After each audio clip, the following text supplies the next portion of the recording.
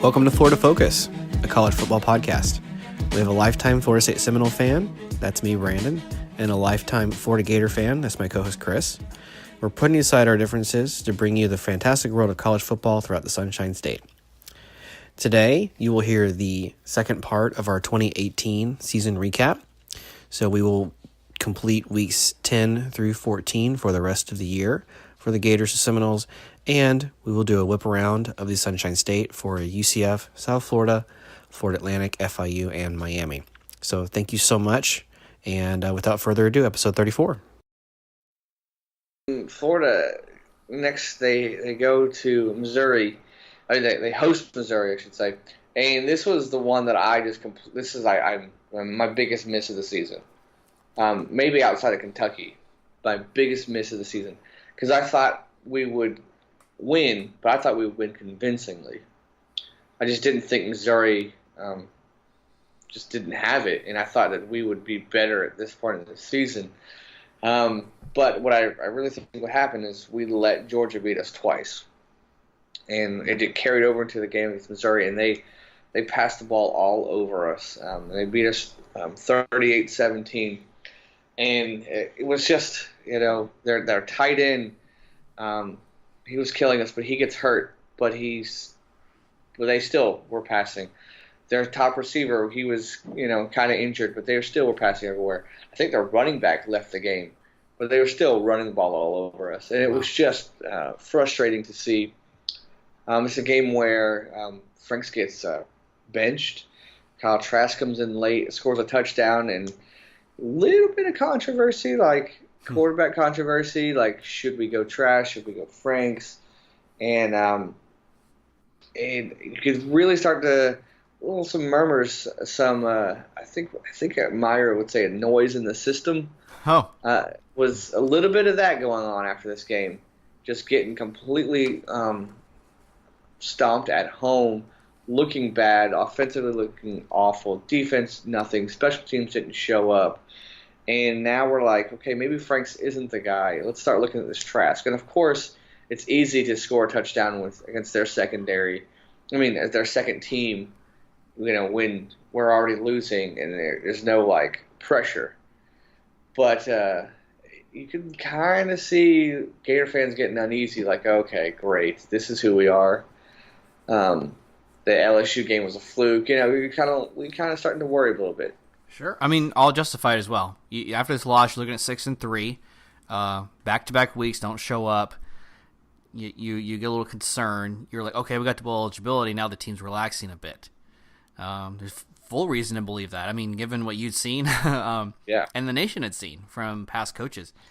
So, lucky for you, that was your last loss of the season. Trask does you a favor probably gets injured. I hope he's not listening because I don't want him to hear that. But that eliminates everything, and then it propels you into the last 3 or 4 games of the year. Right. Yeah. He would break his foot a couple of days later, and it put that talk to bed. Yep. All right. Well, didn't get any better for the Noles. The rough stretch of the season was just beginning, it turns out. Florida State goes on the road to NC State. You think you might catch NC State off of, coming off a loss, maybe get them a little sluggish. Maybe they didn't rebound. Maybe Florida State says, okay, we are going to put Clemson behind us, just like we put the Louisville bad performance behind us, just like we came out good against Miami, but put that behind us and then beat Wake Forest. Ended up not being the case. Actually, the game was really well called, probably the best well-called game of the season. Taggart at this point says, I'm going to hand over the offensive play-calling duties to Walt Bell, the offensive coordinator.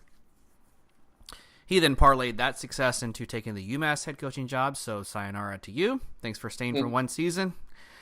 But it didn't matter.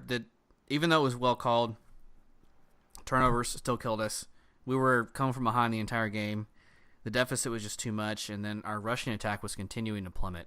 So this was a game actually where Blackman started the entire week because Francois was a little bit hurt. We looked pretty good, and I saw the reaction from the teammates from Blackman, which was encouraging. I just had a sneaking suspicion, though, he wasn't going to play the rest of the season, and we ended up being right. So anyway, Florida State ends up losing 47-28. It just got ugly there at the end. My preseason prediction, though, was a loss, 30-27 on the road. So that puts me at 7-2. 7-2. I think I'm 5-3 at this point. 5-4. 5-4. Okay. I think I'm 5-4. All right, and then our next game, South Carolina. In this game, another crazy game. Crazy game, a lot of storylines, and this is one of those saving games, if you will. Mm-hmm. We're down a lot again, and just not our defense really was what was letting us down. Just what we call the Ole defense. It's just here you go, and it looked really bad. You're like, man, this is like almost the third week in a row, fourth week in a row where we just start off awful, and to the point where our home fans are booing Franks. I think more of it was booing the play calling, but you're the starting quarterback. You feel like it's you, and booing Franks and it's just like, what are we doing? What are we doing? But we start coming back, getting Kadarius Toney involved in it more. Frank's running the ball, and we come all the way back, and we go for it, 4th and goal, and Franks dives in for the go-ahead touchdown, and we come all the way back, and we beat South Carolina 35-31, and really it saved our season and really springboarded us in the last couple of games. But if you lose this game, it's 3 in a row. You got Idaho and Florida State games that you're like, okay, maybe we have to fight a lot harder to win those games. As bad as Florida State was, and as bad as Idaho was, you're like, okay, we're on a 3-game losing streak. What is going on here? But we pulled it out, and you see Franks get a bunch of confidence. Yeah. You see him play with emotion, which I think fueled him and made him better. And I think the rest of our team fed off that. And it was really nice to see them win. I didn't think we were going to win that game. Yeah. Before the season, I predicted we were going to lose, and I didn't think we were going to win that game at halftime. But it was so nice to see us come all the way back and win and get the victory.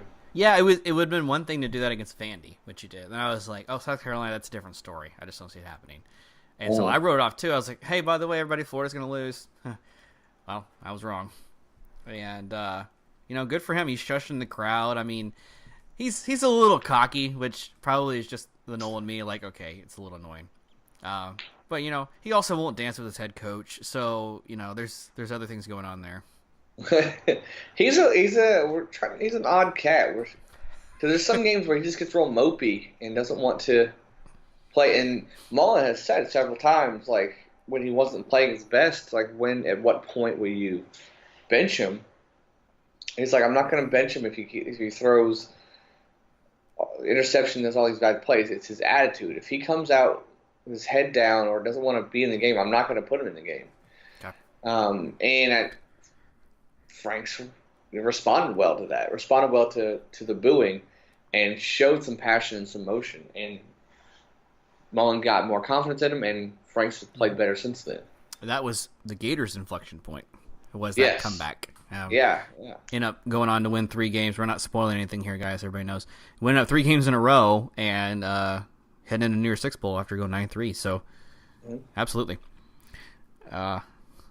Storyline was not the case for the Noles that same week. They go on the road to Notre Dame. This was Notre Dame's senior night. They have a tradition of throwing marshmallows. So we got marshmallows thrown at us, whatever. Weird. Yeah. I would love to know the history on that one, but I don't love Notre Dame enough to care. So even if you have that feedback, I'm going to ignore it. If you know the story, just keep it to yourself. Yeah.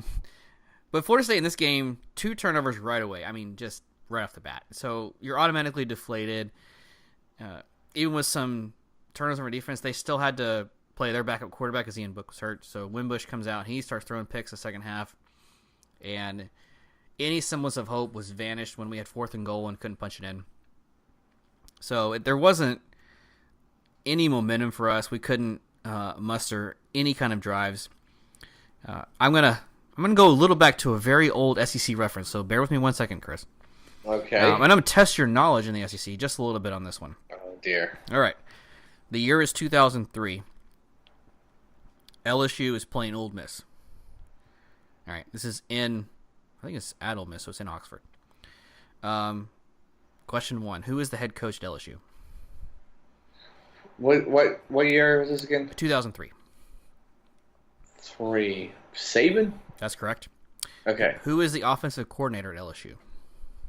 Oh, this is Jimbo. Correct. Who is the defensive coordinator at LSU?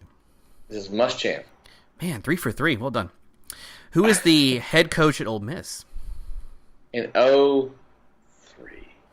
Is he? No. Houston Nutt? Good guess. It's actually David Cutcliffe. Oh, okay. And who was his starting quarterback at Ole Miss? I was 3. Ugh.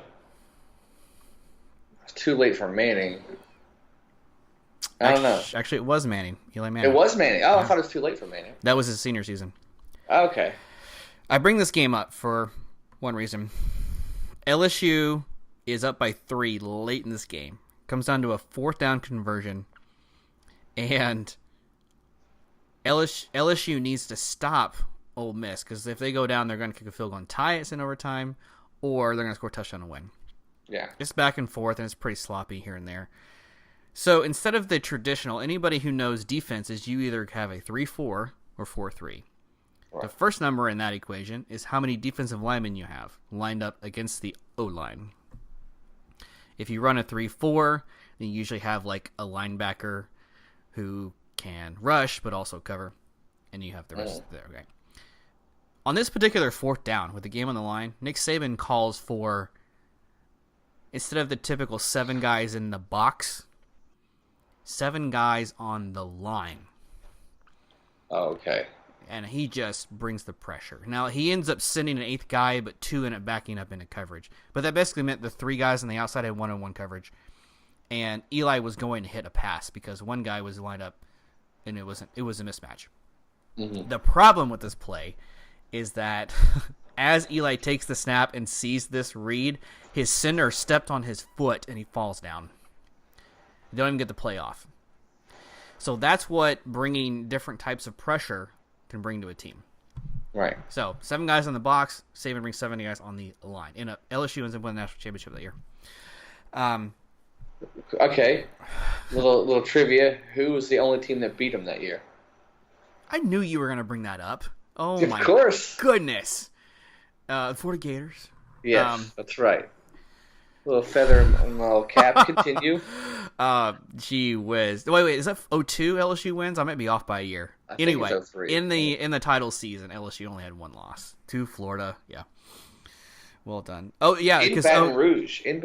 Because in 02, Georgia goes like 13-1. Their only loss was Florida. Back-to-back seasons, you were the only loss on some SEC team. So just FYI. I'll give you that one for free because you might have forgotten it. That's the old Zucker for you. Yep. Anyway, I bring this up for a reason.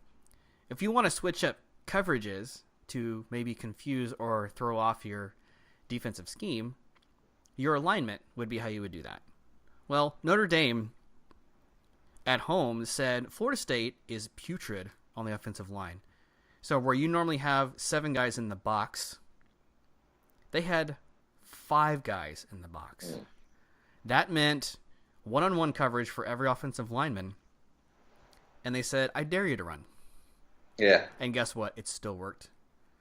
They were able to cover us the entire night using 5 guys in the box. So this is the last time I mentioned Jared, at JRad Hallelujah. He gave me a very good breakdown of what a 3-4 versus 4-3 defense is, and he's welcome to anybody's input who wants to get a better X's and O's breakdown, which I'll admit he can do better than I can. So this entire night, Florida State just couldn't get anything done, despite that lineup. Preseason, I had us losing 31-29. We actually ended up losing 42-13. And for the second time in 3 weeks, Florida State ends up facing one of the playoff teams and loses badly. Ugh. Right. That's right. I realized that. Yep. Yeah, I forgot they're a playoff team. That's right. So that means Brandon is 8-2 on the season. So thank you for that trip down SEC memory lane. I apologize it took me time to get there, but thank you. Yeah, anytime. I love going down that road. It's fun.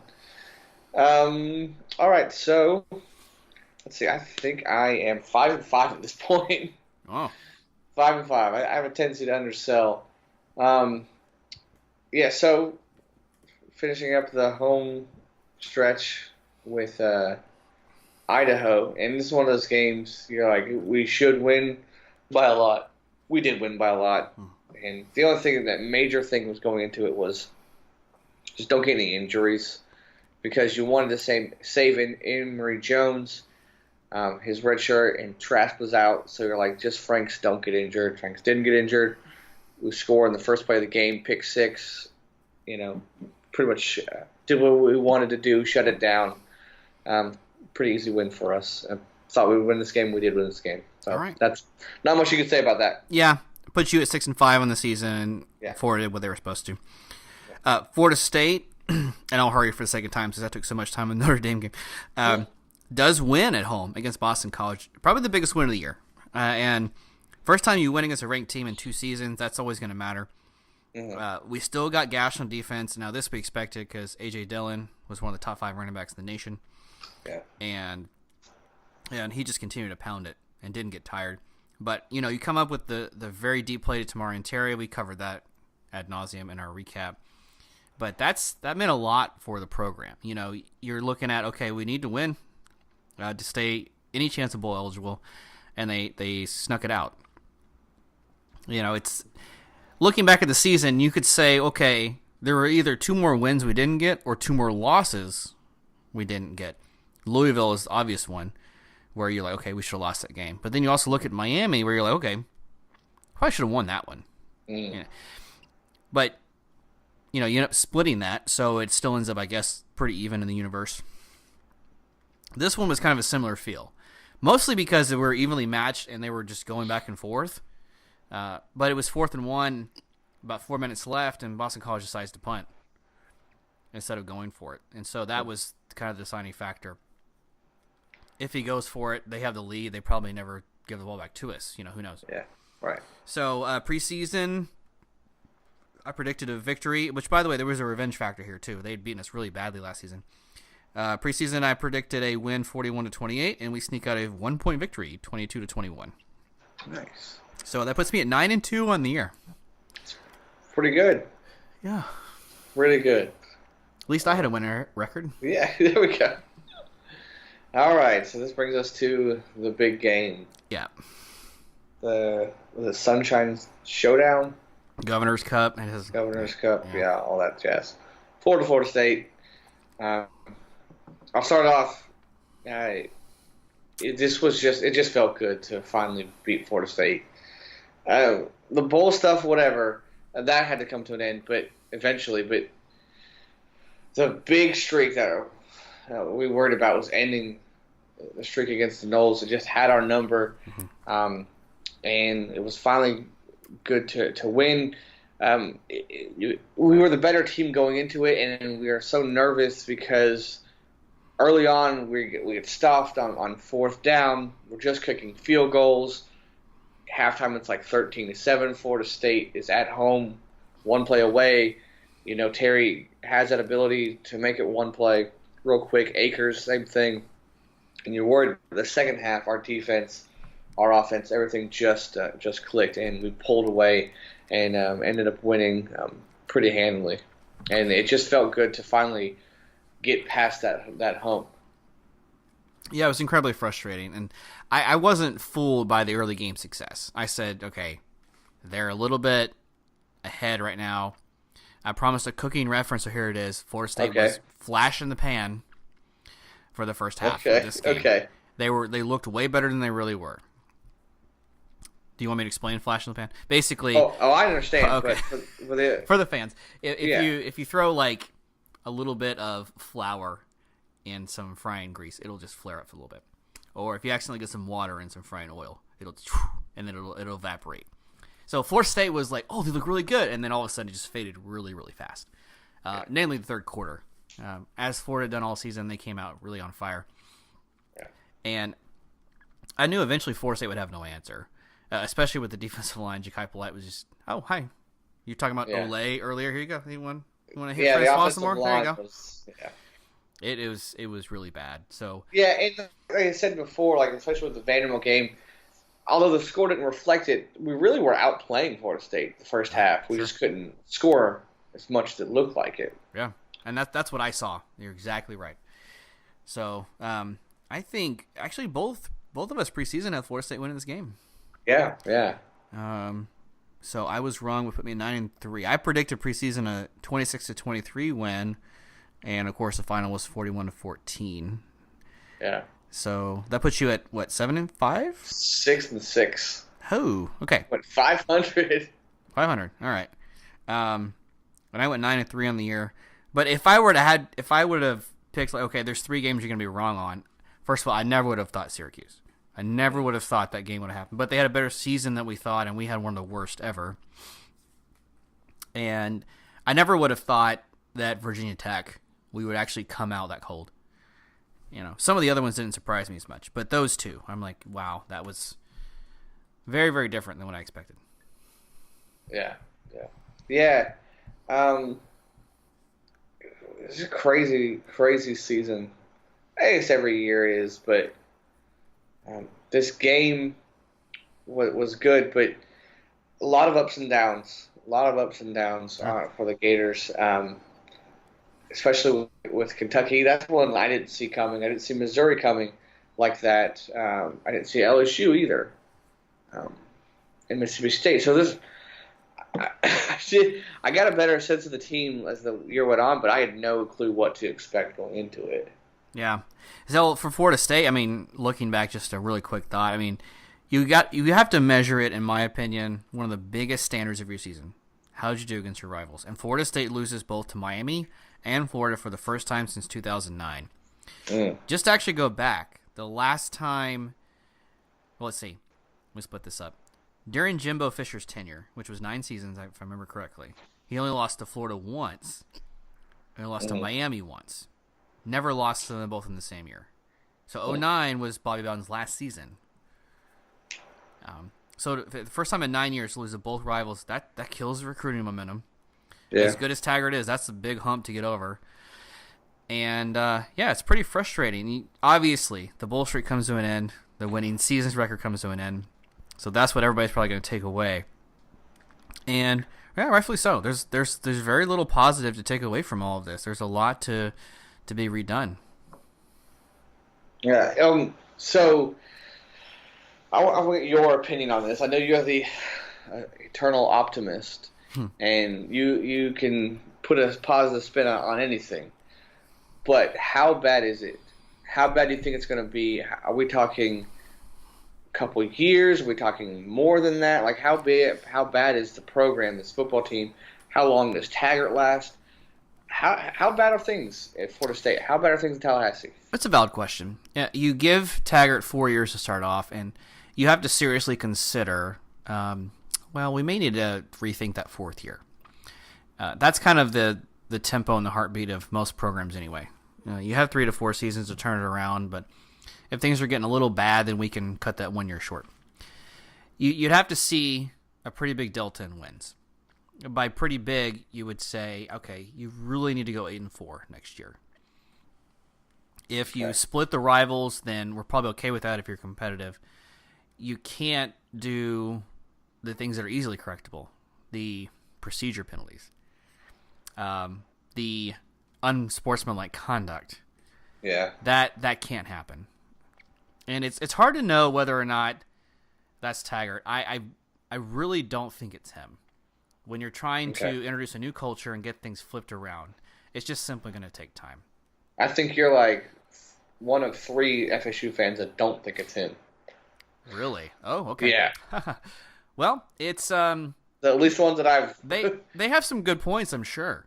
As far as he's to blame, and there's a lot, and he's not totally blameless here. What I'm looking at also is We were one of the worst teams in the nation in like classes attended and GPA, and he's fixed that as well. I know that doesn't translate into W's on the field. I get that. But if you're changing a culture and trying to get guys to buy in, that's probably where you have to start. To be honest, if he had kind of like punted on the season earlier on and been like, okay, there's no way I'm going to win 6 games, he could have played some younger guys a lot sooner. Right. But he loves Florida State enough. He's like, okay, I really do owe it to the fan base to get to a bowl. And he did his best shot. Okay. So I don't think it's Taggart, but I'm on the opinion he needs to do it now in 3 years instead of 4. Okay. A little shorter leash. Gotcha. Okay. Gotcha. I think 3 years. After, if you don't know by 3 years, or at least, I'm not saying you have to win championships by 3 years, but if 3 years, you can have a good sense of, are we trending in the right direction or not. True. And you have to keep in mind, unfortunately, what Clemson's doing. So, in your same division, you can't say after 3 years, okay, you didn't beat Clemson, you're gone. That's not fair. Now, if you beat Clemson and still win 4 or 5 games, that's still not going to cure your problems either. Right. So, very good question, though, Chris. Very fair. Yep. All right. Well, any thoughts real quickly on the just getting to a bowl game? We'll do the bowl predictions next, but playing Michigan in the Peach Bowl, just getting to a bowl game, what that feels like to be in a major one again. Yeah, it's really cool. It's really cool just to be in the Peach. New Year's 6. There's some people saying that that's what we're going to do, but I didn't see it at all. I really didn't. And the fact that we're playing in a major bowl, I'm just really excited. The fact that we're playing in a bowl, period, is good.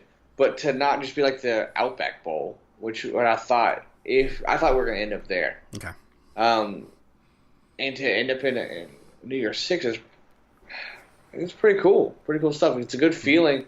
Haven't felt that in a long time, so I'm just enjoying it. And even if we got there and lay an egg, I'll be upset that day. But overall, I'll be really happy just the fact that we are on the big stage again. Our name is out there. People are talking about us, and we're rolling in the right direction. I like it. FYI, before we move on and do the quick recap of the Florida teams, to all the people that are saying, oh, yeah, I was right, Florida's going to end up in the New Year's Six Bowl, I would love to hear the people now that were just like you that said, 6-7 wins. Where are they now? They're not admitting like you are to say, hey, you know what, I was off. And you're a big man to do that. So I would love to see where those Gator fans are. I haven't heard much from them. Yeah. But it's a little bit easier in my defense, it's a little easier to say I was wrong when your team is winning. Right. No. Well, there were plenty of Florida State fans that I thought it was absurd. They're like, oh, Florida State's going to win 10 or 11 games this year. I'm like, no. Yeah. That's absurd, sir. So anyway, yeah, quite a year. A disappointing one from Florida State for sure. There's not a whole lot of reason you can count this as successful, to be completely honest. But by almost every measure, the Gators can. Yeah. Yep. So real quickly, we'll just fly through the other Florida teams. We'll keep cognizant of the time here. Yeah. South Florida. This was a team, of course, that started well. We talked plenty about how weak their schedule was. They had some wins that I don't know if they were good, but they were average wins. They beat Georgia Tech, they beat Illinois, and they beat Tulsa. I don't know that Tulsa is bowl eligible this year, so only one of those teams is, which is Georgia Tech. But the last half of their schedule, every team was bowl eligible, and they lost to all of them. Houston, Tulane, Cincinnati, Temple, UCF. They just didn't show up. Yeah. So a lot of their discrepancies in quarterback play and not being able to stop anyone on defense and their defensive woes, their special teams penalties. I just couldn't believe this as I watched the Bulls over and over kick the kickoff out of bounds. Their punts were terrible. It had to be frustrating from the Bulls' perspective too, just to see it over and over happen.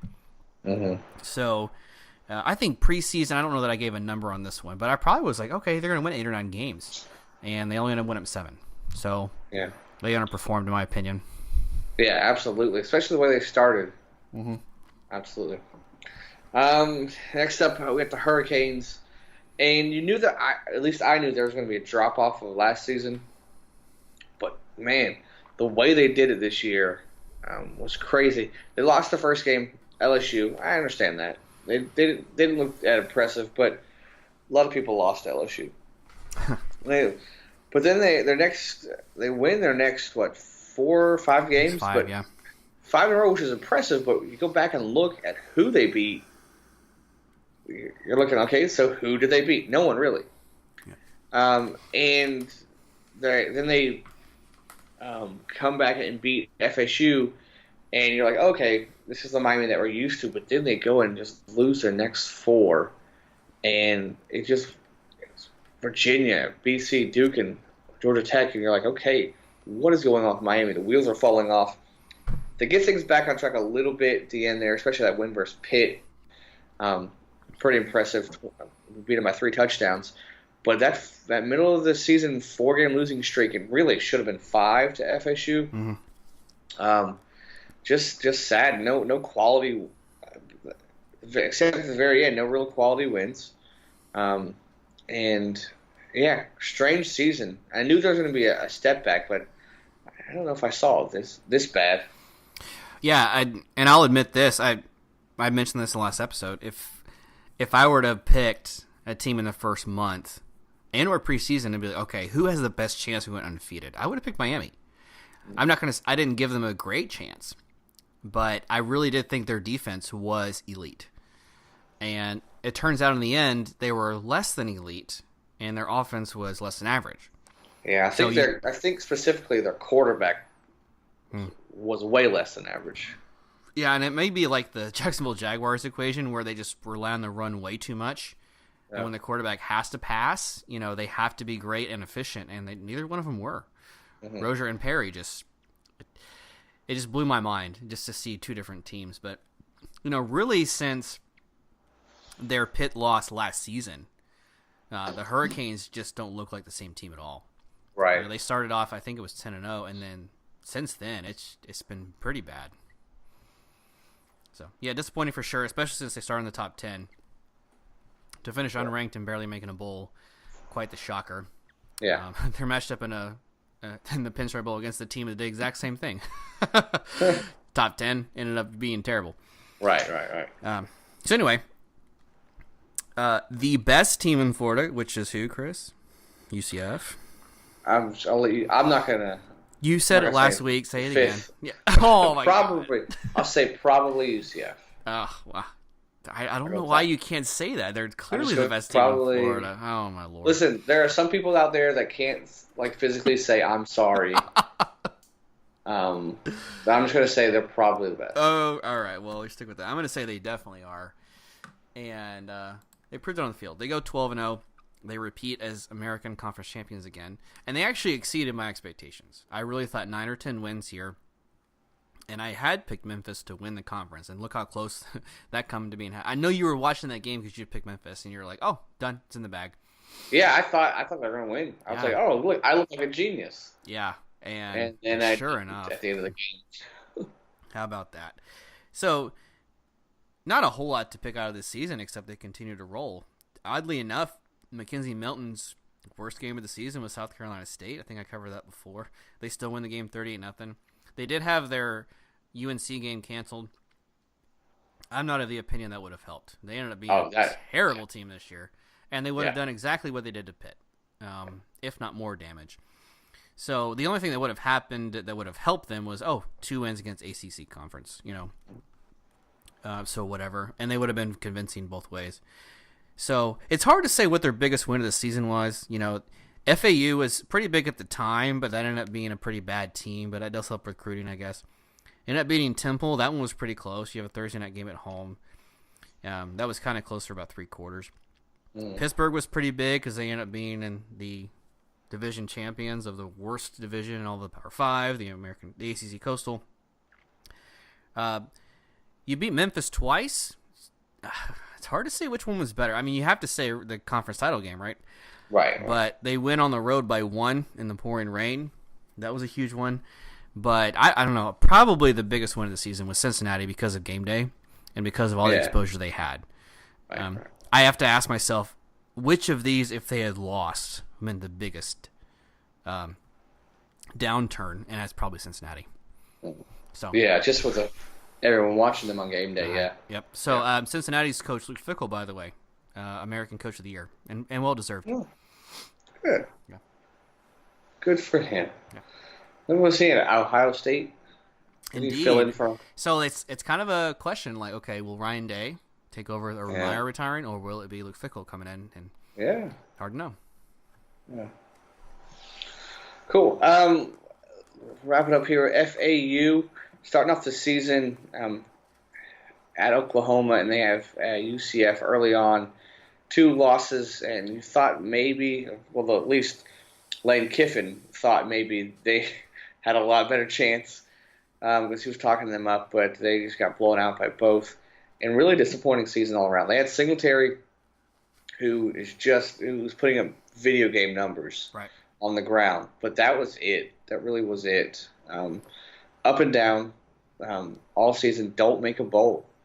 End up 5-7, and you're thinking they can maybe win, the Conference USA, maybe, at least be up there to contend for it, but not even go bowling and losing your last 2 games. You must win games to go bowling, and you lose both of them, especially home to Charlotte. Just disappointing to see, and I'm very curious to see if Kiffin stays. Because I thought he would have stayed longer if they was getting him continuing that train, the lane train, going in the right direction. But now, who knows? Yeah, it's hard to say. Absolutely, I think almost everybody preseason said, "Oh, FAU, it's their conference to lose," and guess what? They lost it. But I don't think anyone saw it coming. What the biggest blip, and you'll talk about FIU in a second, I know, is the fact that they end up beating the Panthers. Right. But the Panthers outplayed them in the conference. Absolutely, no question about it. Yeah. Panthers 8-4, man. Mm-hmm. How about that? They lose to Miami, like you said, FAU. But did a real good job. And they almost had outside chance to get to the conference championship game. Yeah, they were almost there. But did a real good job improving on the season, making a bowl, and being maybe one of the biggest surprises in the state. Yeah, I agree. And I think probably the thing that pops out with them is just no signature wins. And with the schedule, it's going to take some time if you really want one of those, because you're going to have to beat somebody outside of your conference, really. Right. Unless you end up beating the conference champ somewhere along the way or winning the conference outright. So other than that, though, absolutely. We've been all about Butch Davis and the turnaround he has. I guess FIU fans can be like, oh, we should have won the conference or gone to the title game because it came down to the last week. That's probably the only thing disappointing. You're like, okay, we were so close. But I don't think that's anything to hang your head about at all. No. Be happy if you're a Panther. Sure. Pause up. Thing. I was about to do some kind of crazy cat noise, but next time I'll spare everybody this time. We'll have to wait on that one, fans. Man, so yeah, what a season! It's been great. You got some bowl games coming up, and we got plenty of time to cover that. So for the fans, later this week, we will have a bowl preview. We're going to talk about the bowl games, just the Florida ones. We're not going to go through all 40. We'll spare you that. But Chris, you and I have been talking about some of the fun names that come across in our bowl matchups in December. So I think the fans deserve a Fave 5 list. What do you think of that? Okay, sure. Let's do it. Yeah. Let's do it. It's a good ones. I was doing some research. There's some good ones I forgot about. You and I were exchanging, and I was like, you could just give me your list, or you know what, we should just put this down on a show. So that's what we've decided, and that's what we're going to give you guys. We'll let you know later on if that'll be 2 episodes or 1. It just, we want to be mindful of your time, and we want to give you the best experience. So we'll see if that ends up being 2 episodes or 1. But either way, you guys will get the content for sure. Yeah. All right. 2018 regular season is over. Hard to believe. Army-Navy's finished. Now we just wait for the bowl games. The fans probably had their own predictions, Chris, of which games Florida State and Florida are going to win or lose this year, how we missed really badly or how we nailed it head on. They want to give us some praise. How can they reach out to us to give us some feedback? Many ways, my friend. Starting off, the best place to go, start for the website, floridafocuspodcast.libsyn.com. Libsyn, Libsyn. Facebook and YouTube, Florida Focus Podcast. Hit us up at Twitter, Florida Focus Pod. Email us any questions or predictions or reflections, whatever you want. Florida Focus Podcast at yahoo.com. Snapchat and Instagram, FL Focus Pod. And please, if you feel so inclined, hit us up and support us on Patreon. Awesome. Yeah, and I would say the biggest traction is on Twitter. So if you want to reach out to us there, that's probably the best way and the fastest. Yep. All right. Well, however you found us, we appreciate a review. 5-star on iTunes. And just leave us some text. Let us know what you liked about the show. That'll help us improve and get rid of some of the things that maybe we don't want to quite include anymore. So the feedback is invaluable, and I'm going to look into ways to incentivize people to give us more feedback. So stay tuned for that. Yeah. All right. Any last thoughts on the 2018 season before we head out, Chris? No, it was a pretty good one, at least on my end. And really excited to get bowl season going. Yeah, I texted a few Seminole fans, and I'll throw this question out to the other fans as well. Tell me, as a Nole fan, what to do in December without a bowl game. I would appreciate some feedback. How do you handle it? How do you cope with it?